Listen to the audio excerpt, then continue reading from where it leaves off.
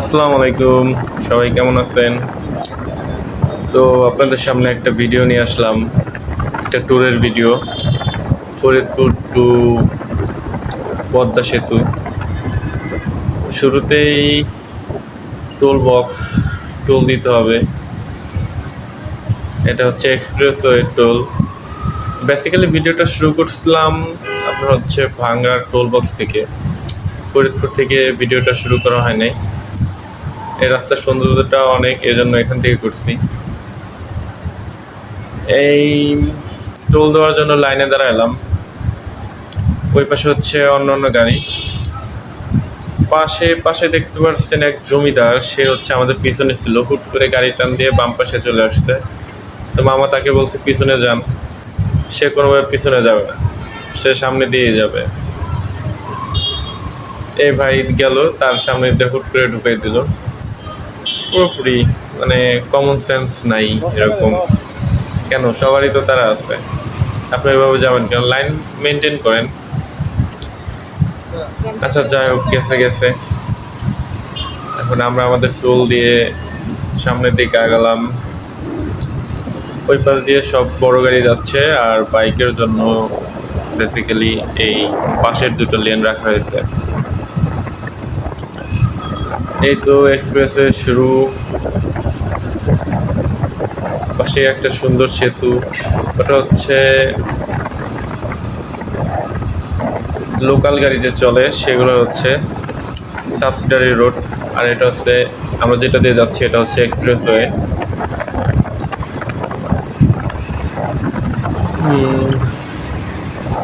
আসলে এই রোডে চলতে গেলে মোটামুটি গাড়ির একটু স্পিড হাই রাখতে হয়। গাড়ির স্পিড যখন আপনার কমে যাবে, তখন আপনার কানের দুই পাশে সবাই ভো ভো করে শব্দ শুনে দিয়ে চলে যাবে। যেমন আমি একটু স্লো করছিলাম, ওই প্রাইভেট কার এবং পরিবহনটা আমাকে ওভারটেক করে চলে গেছে। এর পাশে যেটা সার্ভিস লেন, ওখান দিয়ে অটো, ভ্যান, রিক্সা এগুলো চলাচল করে। তো যেতে যেতে প্রায় আমরা মালিগ্রামের কাছাকাছি চলে আসছি।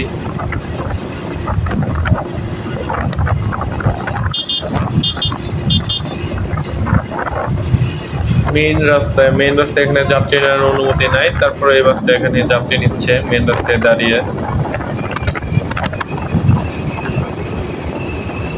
সামনে দেখা যাচ্ছে ওটা হচ্ছে ভাঙা মেইন জংশন। অবশ্য ভাঙা আমাদের ফরিদপুর লাইনে একটা জংশন আছে, ওটা অনেক পুরাতন। আর এটা হচ্ছে নতুন করে করা হয়েছে। এটা অনেক অনেক বড় করে করা হয়েছে। এটা মোটামুটি বড় মানের করা হয়েছে। এখান থেকে বরিশাল, খুলনা, যশোর, রিসেন্টলি যে ট্রেন চালু হয়েছে আপনার সর্বোচ্চ স্পিডের 120 কিলোমিটার স্পিডে চলবে, সেই ট্রেনগুলো মূলত এই লেন দিয়ে যাবে। এখন তো চালু হওয়ার আগে ফরিদপুর হয়ে যেত, এখন সরাসরি এখান দিয়ে 120 কিলোমিটার স্পিডে চলে যাবে। জংশনটা অনেক বড়। বুঝলি, ওখান থেকে শুরু হয়েছে, এই যে এখানে এসে শেষ হবে। এটা অনেক বড় আর কি।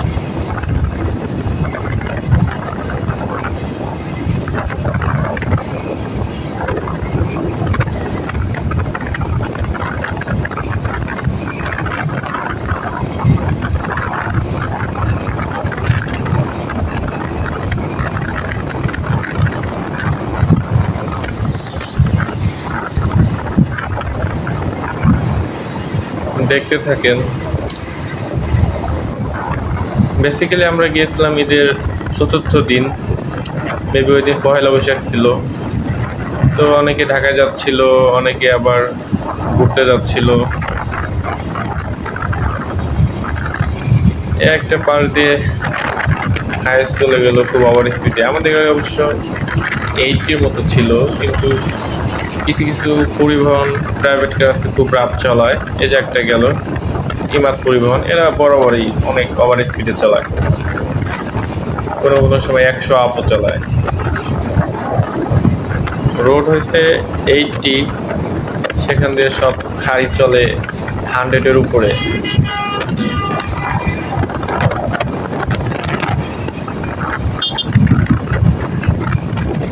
দুই পাশের পরিবেশ প্রকৃতি আসলে অনেকটা সুন্দর। এই রাস্তায় যারা আসছেন তারা হয়তো বা দেখছেন রাস্তাগুলা অনেক সুন্দর।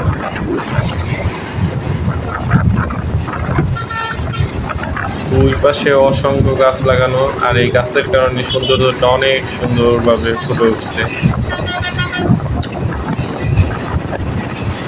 আমি ভিডিও শুট করতেছিলাম, এই জন্য গাড়ি একটু স্লো চালাইতেছিলাম, আর পাশাপাশি সব পরিবহন শুধু একের পর এক আমাকে ওভারটেক করে চলেই যাচ্ছে।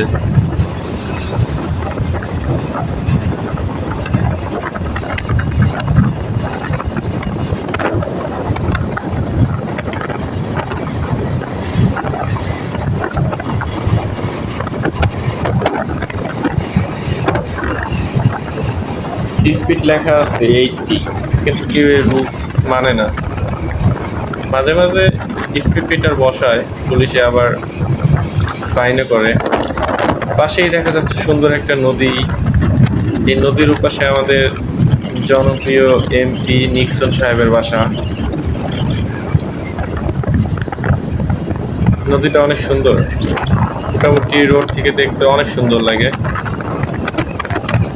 নদীর কারণে রোডের প্রকৃতিটা আরো বেশি, রোডের সৌন্দর্যটা আরো বেশি ফুটে উঠছে। যাই হোক, প্রথম ভিডিও বানাচ্ছি, এজন্য হয়তো বা কথাগুলো অনেক বেজে যাচ্ছে।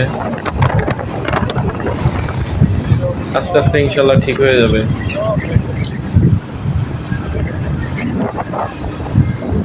ঈদের ছুটি শেষ করে সব মানুষ ঢাকায় ফেরার জন্য ব্যস্ত।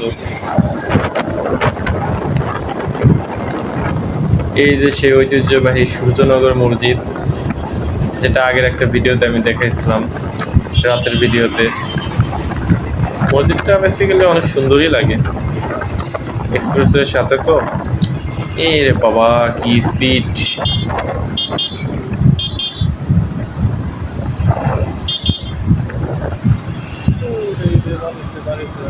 এটা হচ্ছে সম্ভবত পাঁচচর পার হয়েছে, পাঁচচর বাস স্ট্যান্ড হচ্ছে লোকাল বাসের বাস স্ট্যান্ড। এখান থেকে লোকাল বাসে করে যারা যায় সবাই এখান থেকে উঠে যায়। ও, পরিবহন নষ্ট হয়ে গেছে, সবাই বসে রয়েছে রাস্তার পাশে। সামনে মনে হয় আরেকটা ট্রাক, পেঁয়াজ ভর্তি, পেঁয়াজ না তো স্বর্ণ ভর্তি।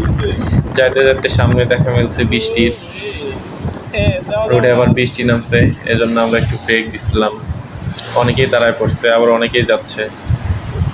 তো বৃষ্টি ঘুরি হচ্ছিল, কিছুক্ষণ দাঁড়ানোর পর অনেক জনপ্রিয় পদ্মা সেতুর পাশেই, তখন বৃষ্টির সময় একটু দাঁড়িয়ে। তো বৃষ্টি আসার পরে আমরা একটু দাঁড়াইছিলাম। আসলে মোল্লার খিচুড়ি এটা অনেক জনপ্রিয়, সেটা খেতে গেছিলাম। মোল্লার খিচুড়ি খাওয়া শেষ করে যখন আবার বেরোবো, তখন দেখি বাম পাশেই হচ্ছে বৈশাখী মেলা হইতেছে। বৈশাখী মেলাতে মোটামুটি অনেক মানুষের ভিড়। এখানে মোটামুটি একটা যানজটের মতো লেগে গেছে।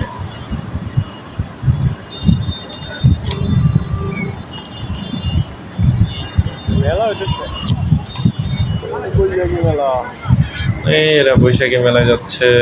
এই বেলুন, পাও রঙের বেলুন। মেলায় যাওয়ার ইচ্ছা ছিল, কিন্তু সময়ের অভাবে আর মেলার ভিতরে ঢুকি নেই। যেহেতু আমাদের ইচ্ছা পদ্মা সেতুর ওয়াকিং এরিয়াতে, ওখানে যাব। জায়গাটা অনেক বেশি সুন্দর। সো এখান থেকে টপকে আমরা ওখানে বেরিয়ে পড়ি।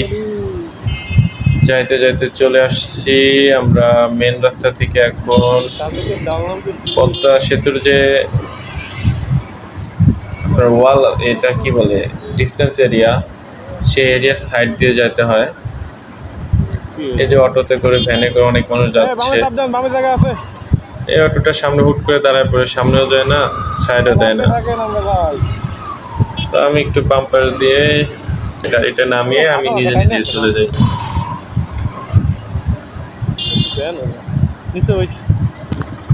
এই তো চলে আসছি পদ্মা সেতুর সেই নিচে। এটা হচ্ছে মানুষ তৈরি করছে, নেট দিয়ে আটকানো ছিল, নেট ওটা কেটে ফেলছে এখানে যাতায়াতের সুবিধার্থে। এই যে পদ্মা সেতুর প্লার দেখা যাচ্ছে। দেখতে কিন্তু মাশাআল্লাহ অনেক সুন্দর। নিচ দিয়ে হচ্ছে ট্রেন যায়, আর এপার দিয়ে বাস উঠে, আর ওই পার দিয়ে হচ্ছে নামে। অনেক মানুষই এখানে ঘুরতে আসে। এই একটু আগে বৃষ্টি হয়েছিল, তো এই বৃষ্টির কারণে মোটামুটি মানুষের সংখ্যা একটু কম, তারপরেও অনেক মানুষ, কত মানুষ যে এখানে ঘুরতে আসে।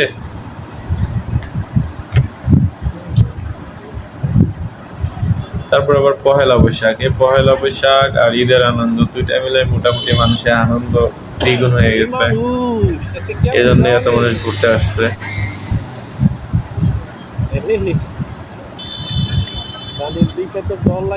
ভ্যান, অটো, মোটরসাইকেল, যে যা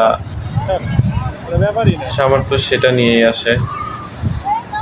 তো আসার পরে তেমন কোনো ভালো রাস্তা নাই ওয়াকিং এরিয়াতে যাওয়ার জন্য। পদ্মা সেতুর নিচে এত সুন্দর জায়গা করছে, কিন্তু যাওয়ার মতো তেমন কোনো ভালো রাস্তা নাই।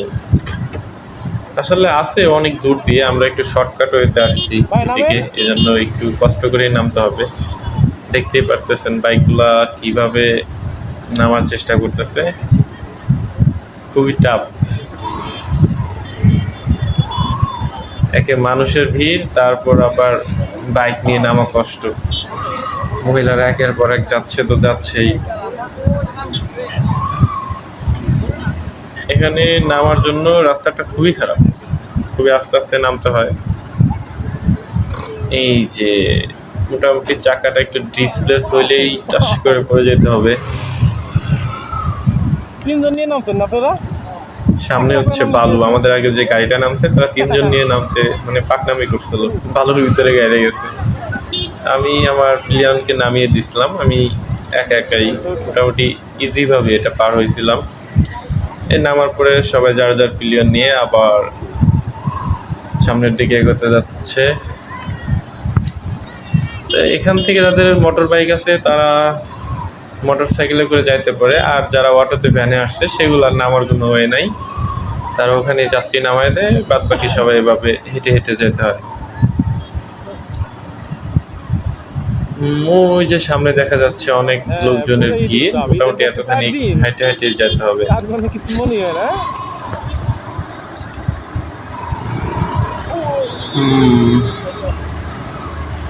ওই দূরে দেখা যাচ্ছে পদ্মা সেতুর ভিউটা।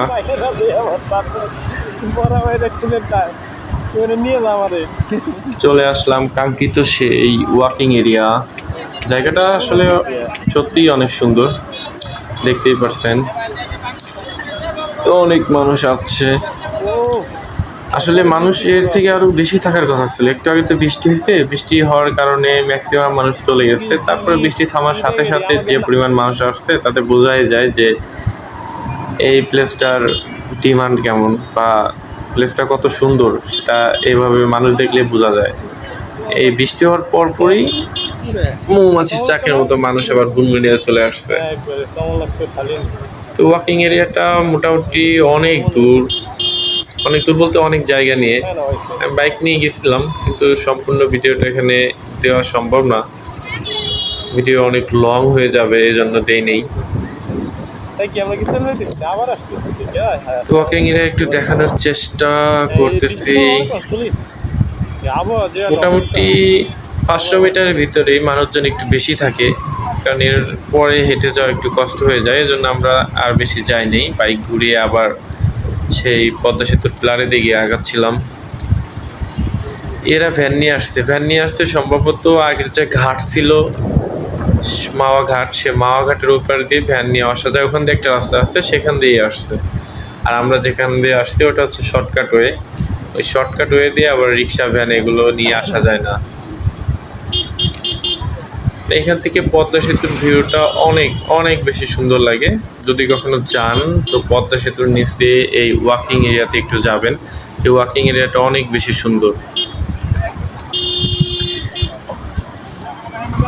অনেক দোকান, খাবারের অনেক হরেক রকম দোকান আছে এখানে, ঝালমুড়ি, ফুচকা, চটপটি।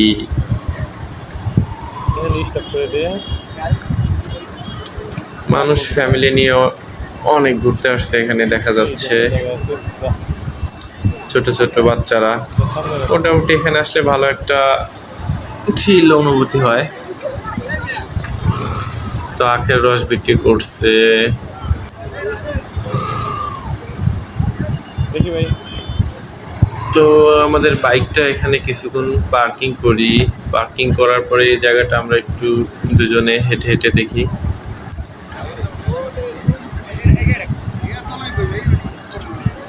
এই যে হচ্ছে সেই কাঙ্ক্ষিত পদ্মা সেতু। পদ্মা সেতুর উপরে গাড়িগুলো কিন্তু অনেক অনেক ছোট দেখা যায়। এরা হচ্ছে সিকিউরিটি গার্ড। এই যে দড়ি দেখতে পাচ্ছেন, দড়ির বেষ্টনী, এটা পার হয়ে ওই পারে যাওয়া যায় না। অবশ্য এদের সাথে আবার একটু এমন তেমন করলে যাওয়া যায়, বা খাতিরের লোক থাকলে তাদেরকে যেতে দেয়, তো সবার জন্য না। বাংলাদেশ তো মোটামুটি সবার জন্য এক নিয়ম না, এই জন্য অনেক মানুষ যাইতে পারে। টাপ হয়ে যাবে রে ভাই, সরে দাঁড়াও। যাই হোক, আমাদের ঘোরাঘুরি ওখানে শেষ করার পরে আমরা আবার ব্যাক করি। ব্যাক করার রাস্তাটা খুব একটা ভালো না, এতে যে ধরনের উঠতে অনেক কষ্ট হয়। আর যদি ওই মাওয়া ঘাট দিয়ে যাইতাম তো ওটা অনেক দূর হয়ে যায়, এই জন্য ওখান দিয়ে যাই না, শর্টকাট ওয়ে খুঁজতেছিলাম। শর্টকাট ওয়ে দিয়ে যাওয়ার চেষ্টা করতেছি।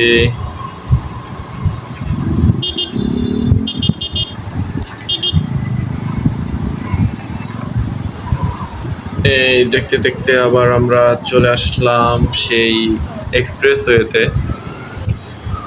এক্সপ্রেসওয়েতে এখান থেকে সরাসরি যাওয়া যায় না, মোটামুটি প্রথমে আপনাকে সার্ভিস লেনে যেতে হবে। সার্ভিস লেন দিয়ে আগাতে আগাতে সামনে আপনার আন্ডারপাস পাবেন, সে আন্ডারপাস দিয়ে ঢুকে তারপরে আপনাকে এক্সপ্রেসওয়েতে উঠতে হবে। প্রথম প্রথম যখন আসতাম তখন এই আন্ডারপাসগুলো খুঁজে পাওয়া অনেক কষ্ট হয়ে যেত। মোটামুটি মাঝে মাঝে যাওয়া হয়, এই জন্য এখন আর তেমন সমস্যা হয় না। প্রথমে অনেক বেশি সমস্যা হতো।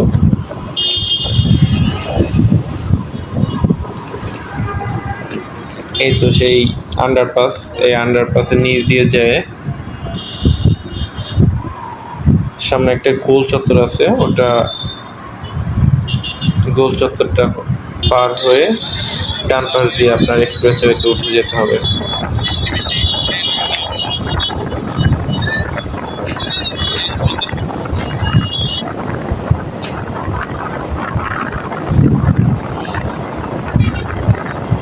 এক্সপ্রেসওয়েতে উঠলাম, ওঠার পরে মোটামুটি মানে খুব বেশি স্পিডে আমার পাশ দিয়ে একটা আপনার প্রাইভেট কার ওভারটেক করে চলে যায়।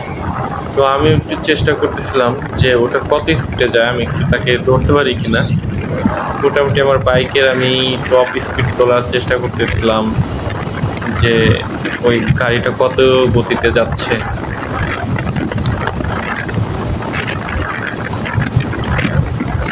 তো স্পিড বাড়াচ্ছি তো বাড়াচ্ছি, কিন্তু ওই গাড়ির কোনো হদিশই পাচ্ছি না। আমার গাড়ি এই তো 80, 90, 95, 100 প্লাস উঠেছি, তারপর ওই গাড়ির কোনো হদিশ নাই। তার মানে বোঝাই যায় যে এই রোডের রুলস সহজে কেউ মানতে চায় না। মাঝে মাঝে মানে যখন ট্রাফিক পুলিশ স্পিড মিটার দিয়ে মাঝে মাঝে চেক আপ করে তখন একটু স্পিড কমে, তাছাড়া ম্যাক্সিমাম টাইমে সবাই ওভার স্পিডেই চালায়।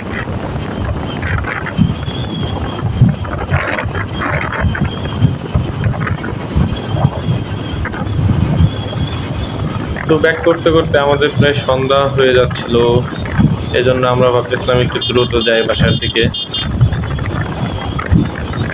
এই জন্য মাইক্রোবাসের প্রাইভেট কারের পিছনে লাগা, কিন্তু প্রাইভেট কারে কোনো হদিস পাওয়া যায়নি, সে খুবই স্পিডে চলে গেছে।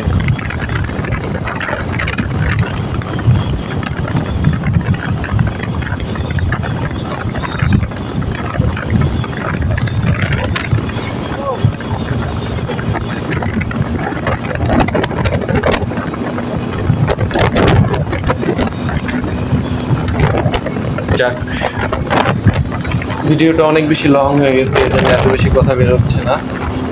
তো আমার গাড়ির স্পিড দেখতে পাচ্ছেন প্রায় 100 আপ। মোটামুটি ওই গাড়িটাকে ধরার জন্য এই স্পিড অনেকক্ষণ ধরে এভাবে চালাচ্ছিলাম, কিন্তু গাড়ির কোনোভাবে হদিস পাইনি।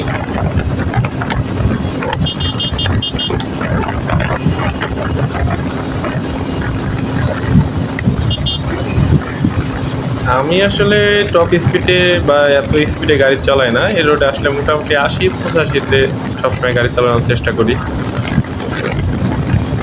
তো আজকে ওই কারণের জন্য একটু স্পিডে গাড়িটা চালাইছিলাম, তারপর সন্ধ্যা হয়ে গেছিলো এই জন্য।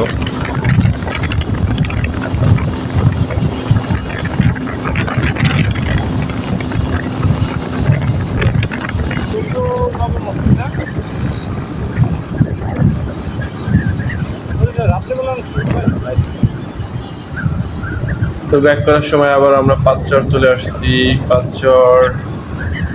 পাঁচচর পার হয়ে পরে কিছু ক্যাপচার নেই ক্যাপচার এই যে সে আবার মন্দিরটা চলে আসছি। এটা হচ্ছে সেই নাইট ভিউ।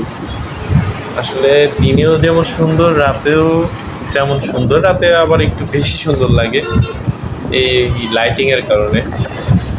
লাইটিংটা অনেক বেশি সুন্দর।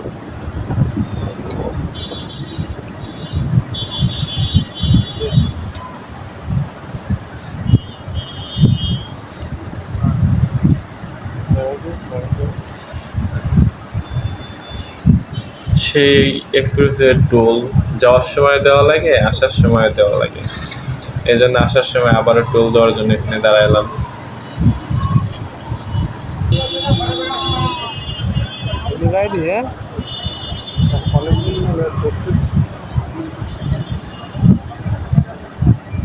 ভাই আম আছে নাকি? আম আছে। তো টোল দেওয়ার পরে এক টানে সোজা ভাঙা চলে আসি। ভাঙা আসার মূলত বাসা থেকে কিছু আম নেওয়ার জন্য বলছিল। তো ফলের দোকানদারকে জিজ্ঞাসা করছিলাম, মামা আম আছে কিনা। কি আম ওইগুলা? তো ভাঙার কোথাও মোটামুটি আম খুঁজে পেলাম না। এক দোকানে বললো আছে, কিন্তু সেইগুলোর কোয়ালিটি একদমই ভালো না। ওই যে সামনে দেখা যাচ্ছে। ভাই কেজি কত করে? 350। আঙ্গুর ফল যেমন শুকায় কিসমিস হয়ে যায়, প্রায় কিসমিসের অবস্থা।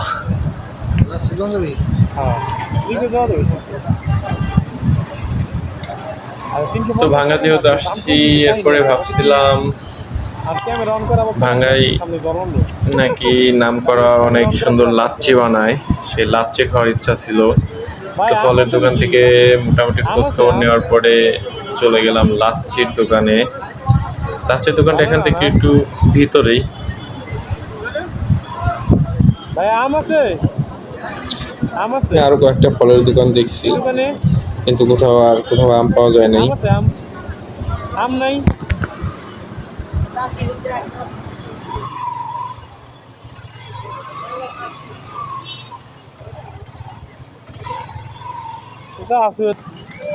চলে আসলাম ভাঙ্গায় সে বিখ্যাত লাচ্ছির দোকানে।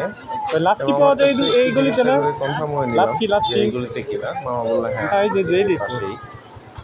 এখানে আরেকটা বাবু খুব কান্না করতেছিল, লাচ্ছি খাবে কিন্তু তার বাবা এখন আসে নাই। তো তার আম্মুর কোলে ছিল। কান্না দেখে খুব কষ্ট হচ্ছিল। আচ্ছা যাই হোক, চলে আসলাম সেই লাচ্ছির দোকানে। সেই লাচ্ছির দোকান মোটামুটি অনেক ভিড়। আমরা যখন আসলাম ভালোই রাত হয়ে গেছিল। এর আগে যখন আসছিলাম দুপুরবেলা, তখন ভিড় করতে পারবেন না, এত পরিমাণ মানুষের চাপ থাকে, এত ভিড় থাকে। এই রাতে আসছি তাই কত মানুষের ভিড়। তো বাইকটা এখানে পার্ক করে তারপরে লাচ্ছি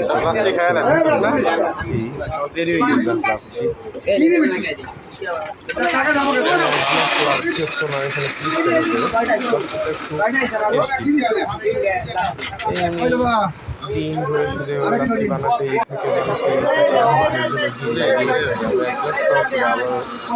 2 গ্লাস অর্ডার করেছিলাম। 7টা